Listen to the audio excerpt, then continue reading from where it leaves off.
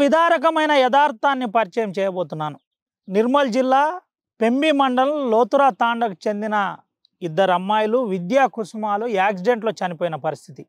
కడసారి చూడడానికి తండ్రి రాలేదు. తండ్రిని గల్ఫ్ దేశంలో ఒక కంపెనీ మోసం చేసింది. ఆ కుటుంబానికి పరిచయం చేసే ప్రయత్నమే ఈ చిరు ప్రయత్నం. అయితే ఆర్టీవీ ఈ అంశంలో పిన్ టు పిన్ ఫాలోఅప్ చేస్తున్నాం. ఇప్పుడు కూడా చనిపోయిన మంజుల, యాక్సిడెంట్లో చనిపోయిన మంజుల, అశ్విని చివరిసారిగా తండ్రి కూడా అంత్యక్రియలకు హాజరు కాలేని దుస్థితి ఇంకా ఇలాంటి గ్రామాలు ఎన్నో ఉన్నాయని చెప్పే ప్రయత్నమే ఈ ప్రయత్నం. ఒకసారి వాళ్ళ కుటుంబం, వాళ్ళ తల్లిదండ్రులు, వాళ్ళ తల్లి ఉంది, అదేవిధంగా కుటుంబ సభ్యులు, గ్రామస్తులు మాట్లాడించే ప్రయత్నం చేద్దాం.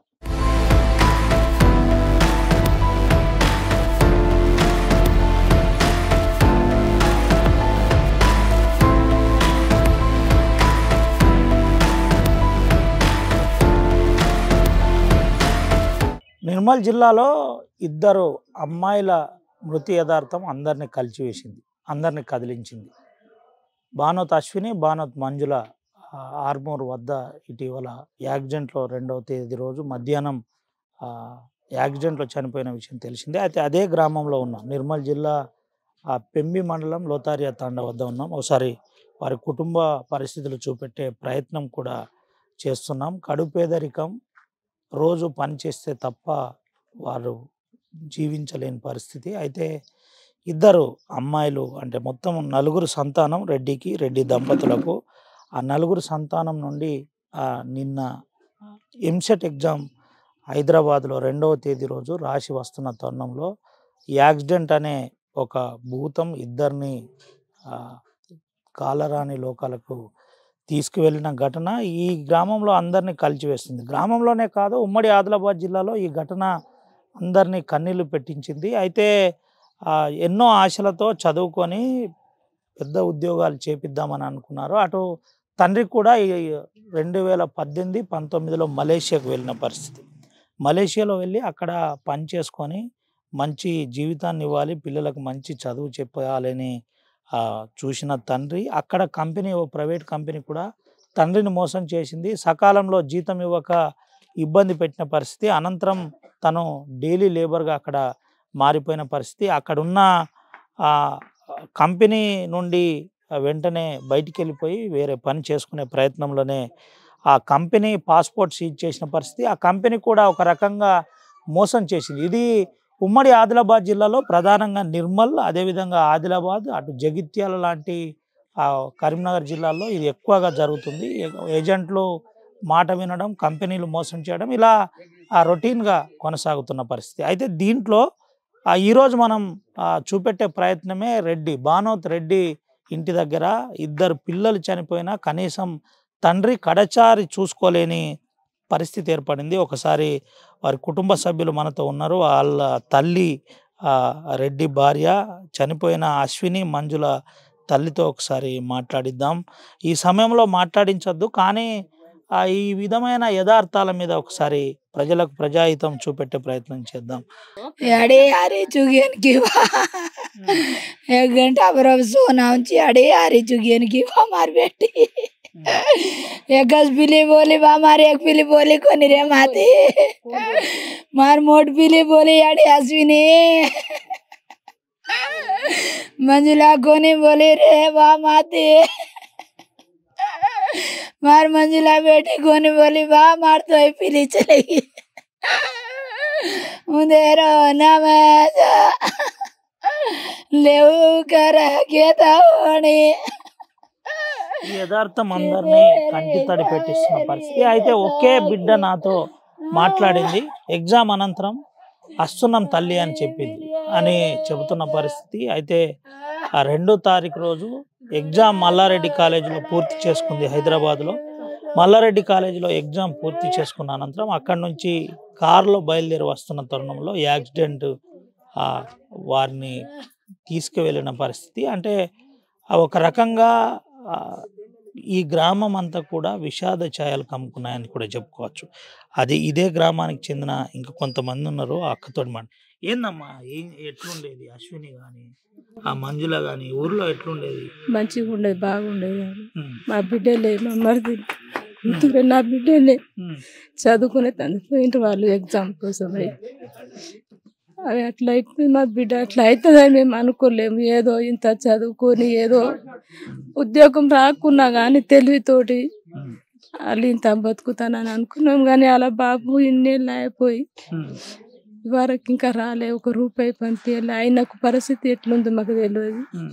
అక్కడ కూడా ఏజెంట్ కంపెనీ మోసం చేసింది, జీతం వస్తలేదు అని చెప్పి తెలుసా అమ్మా ఈ విషయం మీకు? నాకు తెలుసు. ఉమ్, వాళ్ళు ఇంకా జీతం ఇవ్వలే, పని చేసినా ఎక్కడ పని చేసినా కానీ పైసలు ఇవ్వలే కంపెనీ వాళ్ళు. ఉమ్, ఈ కంపెనీ పైసలు ఇవ్వక నా పిల్లలకి ఎట్లా బతుకుతారు? ఏదో ఇంట్లోకి వెళ్ళిపోయి కూలే నాలో చేసుకొని నా పిల్లలకు, నా భార్యకు పైసలు పంపుతా అని పోయిండు. ఉమ్, అక్కడ కూడా పని దొరకక ఏ పరిస్థితి ఎట్లుందో తెలియలేక ఉమ్, అయినా అటే ఉన్నాడు, వరకు రాలే. ఉమ్. అలా బాపు కనీసం కంపెనీ వాళ్ళు పైసలు ఇంత డబ్బులు ఇచ్చినా కానీ వాళ్ళ బాపు అలా అవుతుంది ఏంటి? వాళ్ళ బిడ్డలు చూడండి. ఏ సంవత్సరం పోయినమ్మా మీ సార్? నాకు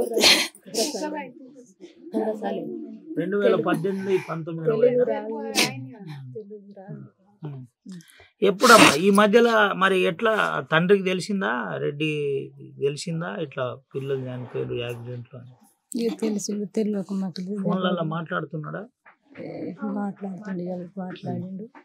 జాన్ సింగ్ నాయక్ ఫోన్ చేసి జాన్ సింగ్ నాయక్ జాన్ సింగ్ నాయక్ వాళ్ళు ఇక వాళ్ళు పెద్దవాళ్ళు ఎట్లా మాట్లాడిండ్రు వాళ్ళకి తెలియదు. ఇక పంపిస్తామని అంటుండ్రు. ఇక మా అంతకు ఇంకా మాకు తెలియదు. మా బిడ్డలు వెళ్ళిపోయి మా బిడ్డలు మా పరిస్థితి ఇట్లా చేసిపోతారని మేము తెలుసుకోలేక మా పరిస్థితి ఇట్లా ఉంది, మాకు ఏది తెలియదు. ఇంకా ఇంతకన్నా ఎక్కువ వాళ్ళకు మాట్లాడుకోండి. ఇది పరిస్థితి. వరుసగా ఉమ్మడి కరీంనగర్, ఉమ్మడి ఆదిలాబాద్ లాంటి పలు ప్రాంతాల నుంచి ఏజెంట్ల రూపంలో మోసాలు, అక్రమాలు, డబ్బులతోటి ఇక్కడ నుంచి లేబర్ని తీసుకెళ్ళి అక్కడ ఏ కంపెనీ ఏం చేస్తుందో తెలియదు, ఏ పని చేయాలో తెలియదు, నమ్మబలుకుతారు. లక్షల రూపాయల జీతాలని చెప్తారు, మీకు మంచి జరుగుతుందని చెప్తారు. ఇక్కడ నుంచి పోగానే అక్కడ ఏం జరుగుతుందో కూడా తెలియదు. ఇక్కడి ప్రభుత్వాలు అక్కడి ప్రభుత్వంతో మాట్లాడదు, అసలు ఏం జరిగిందో కూడా తెలుసుకోదు. పొట్టకూడి కోసం ఇక్కడ నుంచి దుబాయ్, మలేషియా ఇట్లా పలు దేశాలు వెళ్ళి పని చేసుకోవడానికి, లేబర్ పనికి వెళ్ళిన వారి పరిస్థితి చెప్పనక్కర్లేదు. ఇక్కడైతే ఈ పరిస్థితి ఉంది. ఇంకా కొన్ని గ్రామాల్లో డెడ్ బాడీలు రాని గ్రామాలు కూడా కోకోలలుగా ఉన్నాయి. ఇలాంటి యథార్థాల మీద ఎన్నో కథనాలు గతంలో ఆర్టీవీ ప్రసారం చేసింది, కానీ ఏ ప్రభుత్వం స్పందించదు. 5G టెక్నాలజీ ఉన్న ఈ దేశంలో, ఈ భారతదేశంలో ఉన్న పౌరులు ఇంకో దేశానికి వెళ్ళి జైళ్ళల్లో మగ్గుతున్నా ఏం జరుగుతుందో తెలియదు. కానీ మాటలు మాత్రం ఏ విధంగా ఉంటాయో చెప్పనక్కర్లేదు. ఒక లోతారియా తాండా నుంచే జరిగిన యథార్థం కాదు, ఉమ్మడి ఆదిలాబాద్ జిల్లాలో పలు ప్రాంతాల్లో ఇలాంటి యథార్థాలు అందరినీ కంటతడి పెట్టిస్తున్నాయి, కన్నీళ్లు పెట్టిస్తున్నాయి.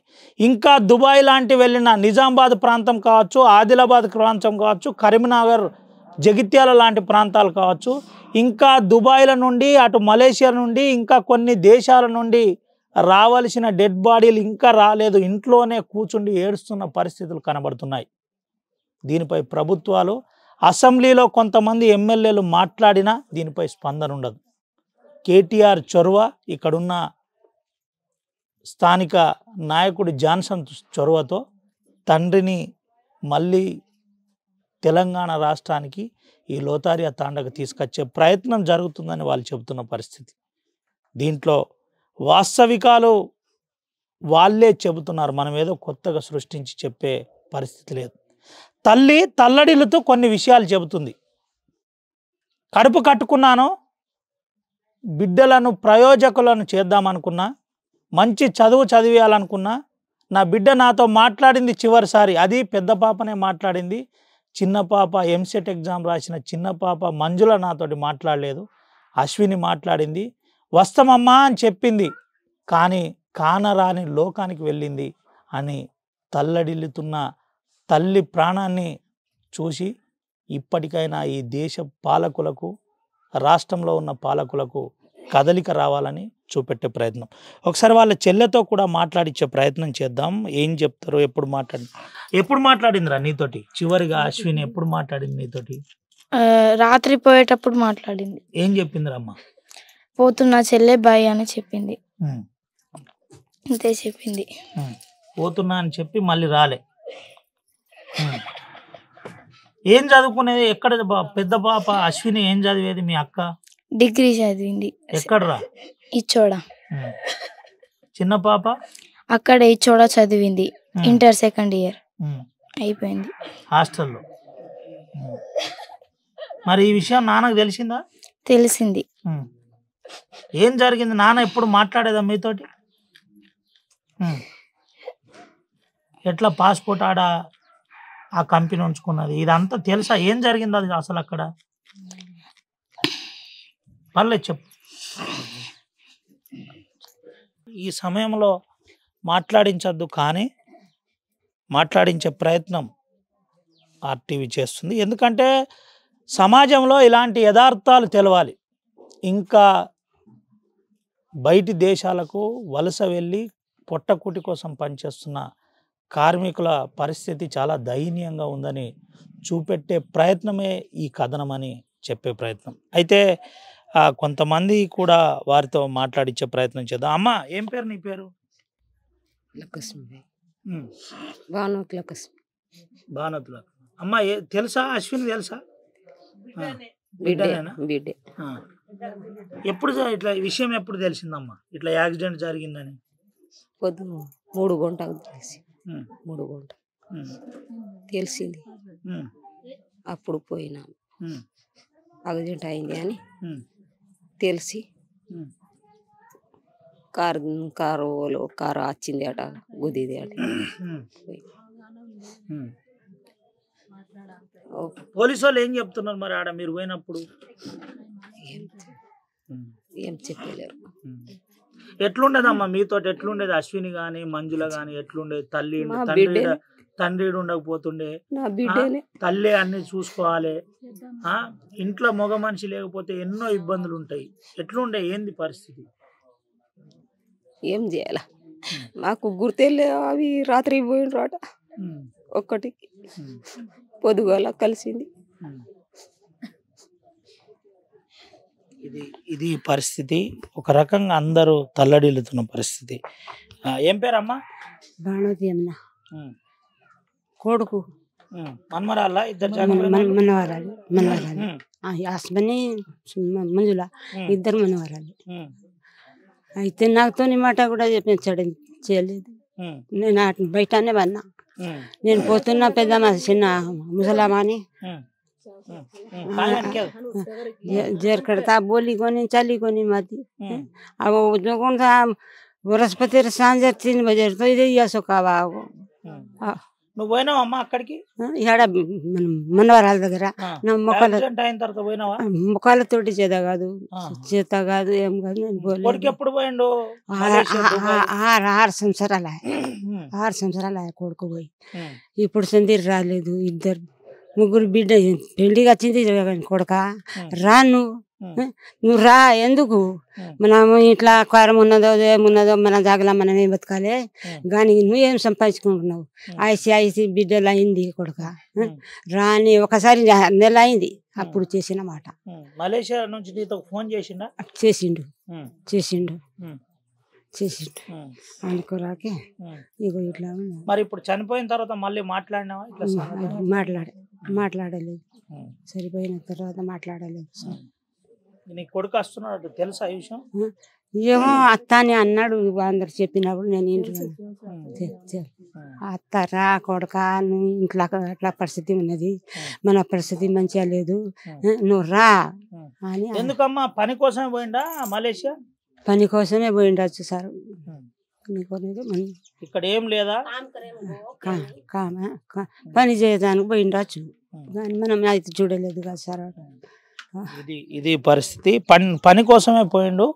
అయితే ఇక్కడ పరిస్థితి ఏంటో వివరంగా చెప్పే ప్రయత్నం కూడా నేను కొడుకు చెప్పాను.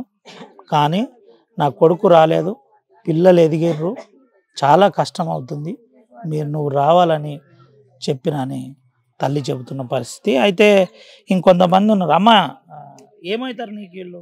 మాకేం కాదు, ఎట్లుండేదమ్మా అశ్విని కానీ మంజుల కానీ? మంచిగా ఉండేది. चाची रे बेटा आची रे बेटी आची डाची बेटी लेकिन जाके काराई उड़ी थी कार्या गो मार पोतो गो मार पोतो लगता नहीं वो डगर गो वो जगह होटो आटे में पर इधर मुरे कन हानु वेगी बेटा हो पच वो वेगी जेर पच वो सेले मा फोटो आदि ने वो सेले मा देखन पच इंदन वड़ के हम ननाई आसुनी मंजुला दो मरगी के तानी पच वो डाडी कार घालेन ढाटे हमार 3-4 कारेगी लार्दन परबाती काल दो पेरेसी आई लाश मट्टी पट्टी करना के बस बापे ने फोन किए तो बापा अब वो केसीआर को कौन को पैसा घालो जाए 2 लाख 3 लाख कहीं घालतो तो भानताने पासपोर्ट खड़ाताने आरोच घर ఇది పరిస్థితి. ఎగ్జామ్ కోసం వెళ్ళిండు. అందులో మాకు సంబంధించిన వాళ్ళు కూడా పోయినరు. పోయిన తర్వాత మా వాళ్ళు అక్కడే ఆగినరు. వాళ్ళిద్దరు వస్తున్న తరుణంలో, అశ్విని మంజుల వస్తున్న తరుణంలో ఆర్మూర్ దగ్గర ఈ యాక్సిడెంట్ జరిగింది. ఈ యాక్సిడెంట్లో ఇద్దరు కూడా మళ్ళీ చెప్పే ప్రయత్నం చేస్తున్నాను. ఇద్దరు కూడా స్పాట్లోనే చనిపోయారు. యాక్సిడెంట్లో స్పాట్లో మృతి చెందిన అనంతరం అక్కడున్న ఒక పోలీస్ ఆఫీసర్ ద్వారా ఇక్కడికి సమాచారం అందింది. ఆ సమాచారంలో ఒకసారి ఆ ఫొటోస్ అన్ని గుర్తిస్తే లోతుర తాండకు చెందిన అశ్విని మంజులగా గుర్తించామని అటు అధికారులు ఇటు కుటుంబ సభ్యులు కూడా చెబుతున్నారు. అయితే ఈ గ్రామం అంతా శోక సముద్రంలో మునిగిపోయింది. పేదోళ్ళు కష్టం పడుతూ ఇబ్బంది పడుతూ పిల్లల్ని చదివించింది తల్లి ఇక్కడుండి. 6 సంవత్సరాల క్రితమే మలేషియాకు తండ్రి ఉపాధి కోసం వెళ్ళాడు. అక్కడ కంపెనీ బానోత్ రెడ్డిని మోసం చేసింది, పాస్పోర్ట్ గుంజుకుంది, జీతం ఇవ్వకుండా పని చేపించే ప్రయత్నంలోనే అక్కడి నుంచి కంపెనీలో నుండి వెళ్ళిపోయి తను స్వతహాగా డైలీ లేబర్గా మారిపోయాడు. అక్కడి నుంచి రావాలంటే పాస్పోర్ట్ కావాలి. ఆ పాస్పోర్టు ఇవ్వలేక బయటికి వెళ్తే నేరుగా జైల్లో వేస్తారు కాబట్టి అక్కడ దొరకకుండా కొంత ప్రయత్నం చేశాడు. అయితే ఇటీవల ఈ యథార్థం జరిగిన తర్వాత యాక్సిడెంట్ విషయం తెలుసుకున్న స్థానిక నాయకుడు జాన్సన్ నేరుగా అక్కడికి వెళ్ళిన పరిస్థితి. స్పాట్కు వెళ్ళి వారికి సంబంధించిన పోస్ట్ మార్టం అనంతరం నుంచి అక్కడి నుంచి నేరుగా బాడీలు ఇక్కడ వచ్చే వరకు అన్నీ తనై కొంత ప్రయత్నం చేశారని ఈ గ్రామస్తులు చెబుతున్న పరిస్థితి. అనంతరం ఈ విషయాన్ని కేటీఆర్ దృష్టికి తీసుకెళ్లారు మాజీ మంత్రి, ప్రస్తుతం BRS party working president KTR దృష్టికి తీసుకెళ్లిన అనంతరం కేటీఆర్ నేరుగా అక్కడ దేశ సంబంధించిన అంబసీతో అదేవిధంగా అక్కడ ఈ ఎవరైతే తీసుకుపోయిన కంపెనీతో మాట్లాడి వాళ్ళకు సంబంధించిన డబ్బులను వెంటనే పే చేసి ఇప్పుడున్న రెడ్డిని ఈ రాష్ట్రానికి తీసుకొచ్చే ప్రయత్నం జరుగుతుంది. రేపో ఎల్లుండో లోతారియా తాండాకు ఇటు రెడ్డిని తీసుకొస్తారు. కానీ ఈలోపు కూతుర్లను కడసారి కూడా చూసుకోలేదు. ఇల్లు వదిలిపోయి నేటికి 6 సంవత్సరాలు గడిచిపోతుందని కన్నీరు మున్నీరు అవుతున్న పరిస్థితి కనబడుతుంది. దీనికి సంబంధించిన అంశంలో గ్రామస్తులు ఏం చెబుతున్నారో ఒకసారి వారితో కూడా మాట్లాడిద్దాం.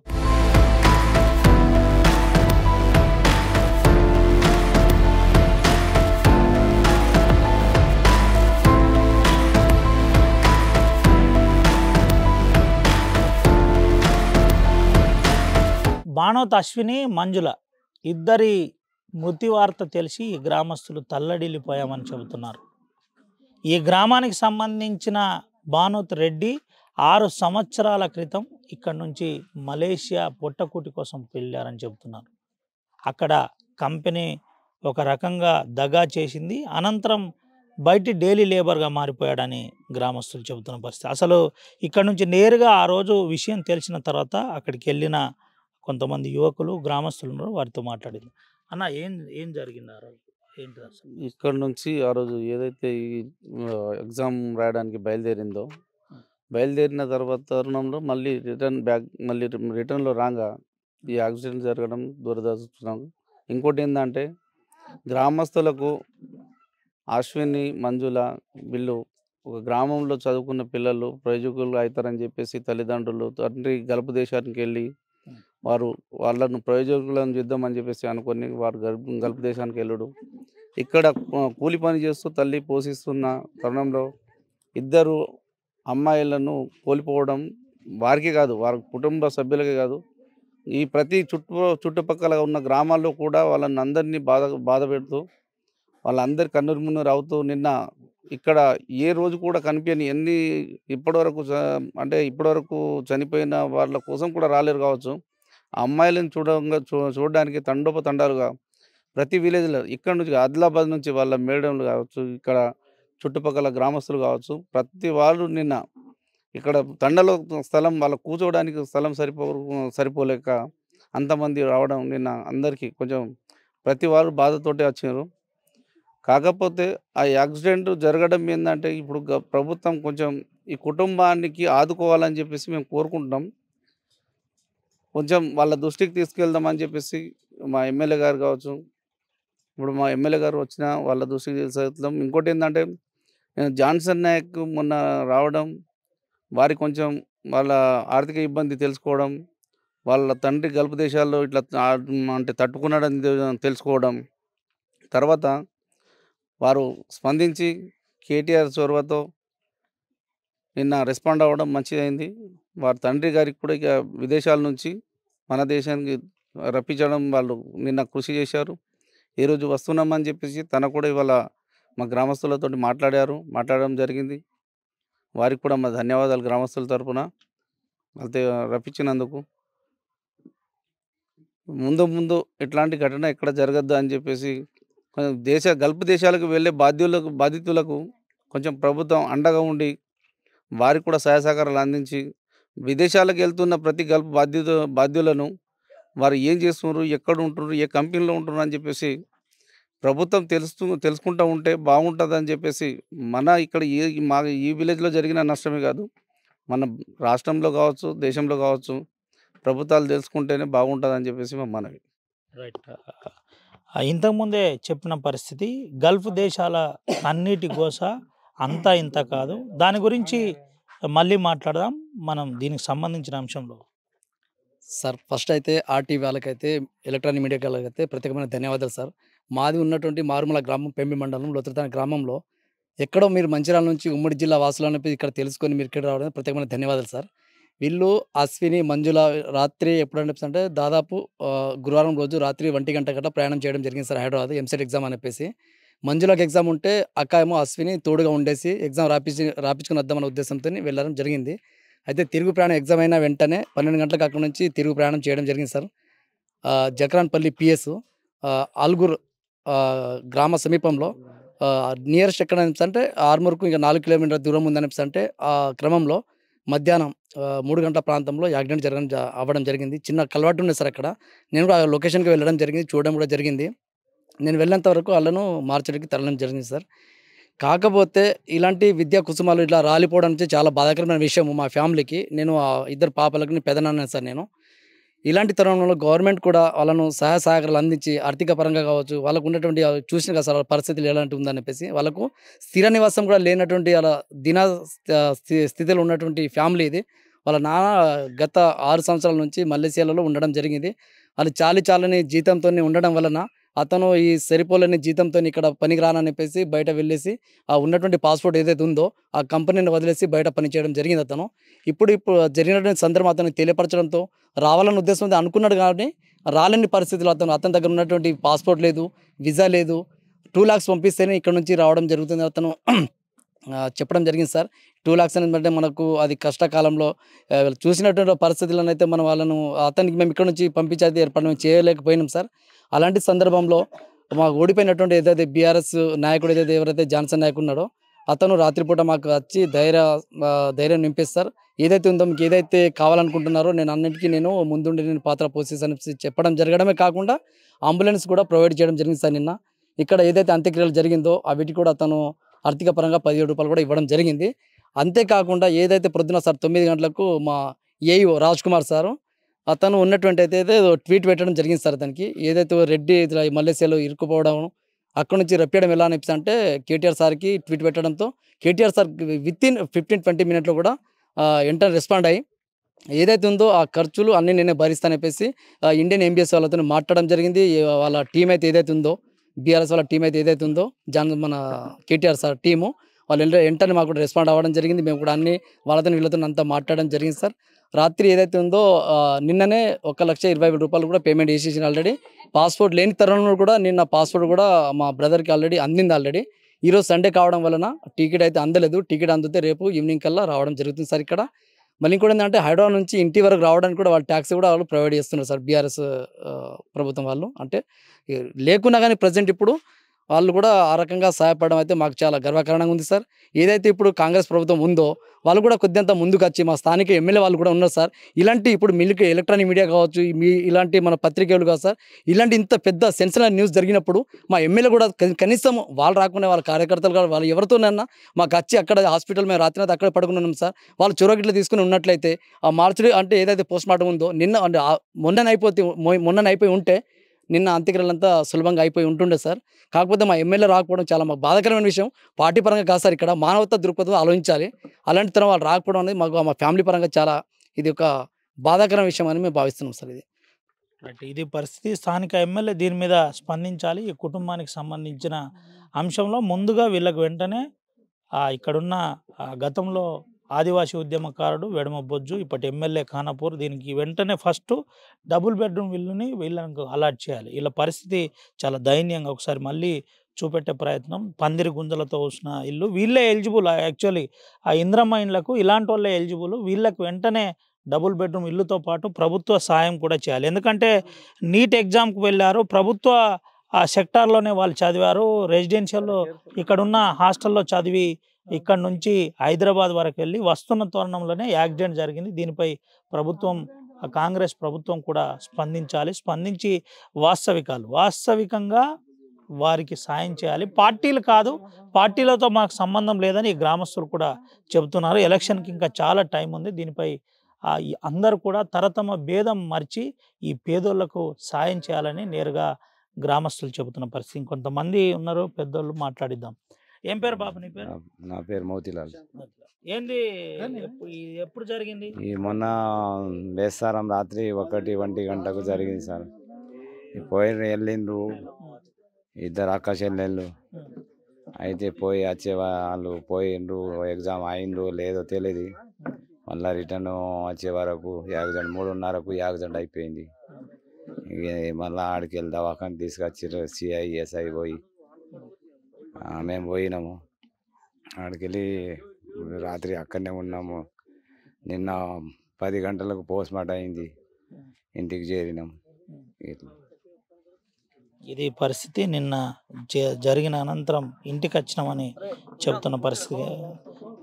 ఈ విధంగా ఉంది పరిస్థితి. అయితే మనం ఒకసారి చాలా క్లియర్గా మళ్ళోసారి చూపెడుతున్నాం. ఇంకా వాళ్ళ ఇంటి వద్దనే చాలామంది ఈ గ్రామానికి లోతారియా తాండకు సంబంధించిన ప్రజలు వారికి అండగా ఉన్న పరిస్థితి. అయితే తండ్రి ఎప్పుడు వస్తాడా అని మలేషియా నుంచి ఎదురు చూస్తున్న పరిస్థితి కనబడుతుంది. ఇప్పటికే బీఆర్ఎస్ వర్కింగ్ ప్రెసిడెంట్ కేటీఆర్ రాక కోసం అన్ని ఏర్పాట్లు పూర్తి చేశారని చెబుతున్నారు. బీఆర్ఎస్ వర్కింగ్ ప్రెసిడెంట్ ఒక ట్వీట్తో వెంటనే స్పందించడం గ్రామస్తులను అందరినీ ఒక రకంగా గ్రామస్తులు హర్షం వ్యక్తం చేస్తున్న పరిస్థితి కనబడుతుంది.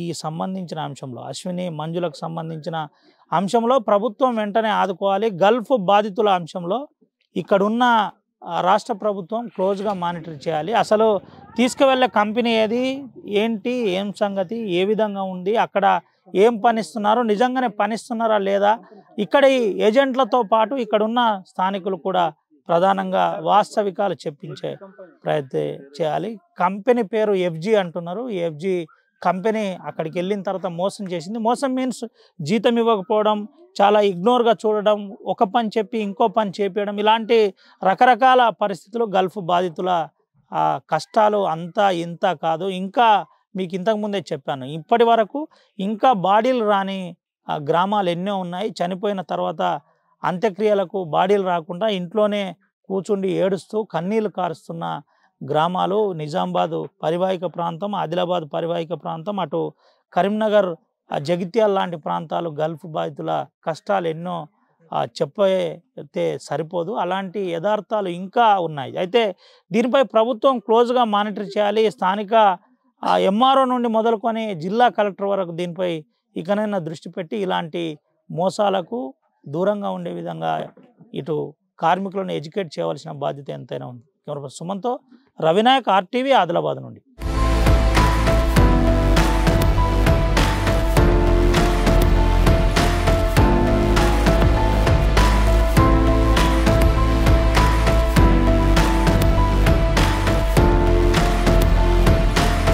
మరిన్ని వీడియోస్ కోసం ఛానల్ ని సబ్స్క్రైబ్ చేయండి. లేటెస్ట్ అప్డేట్స్ కోసం వాట్సాప్ ఛానల్ ని ఫాలో అవ్వండి. ఆ లింక్ డిస్క్రిప్షన్ లో ఉంది.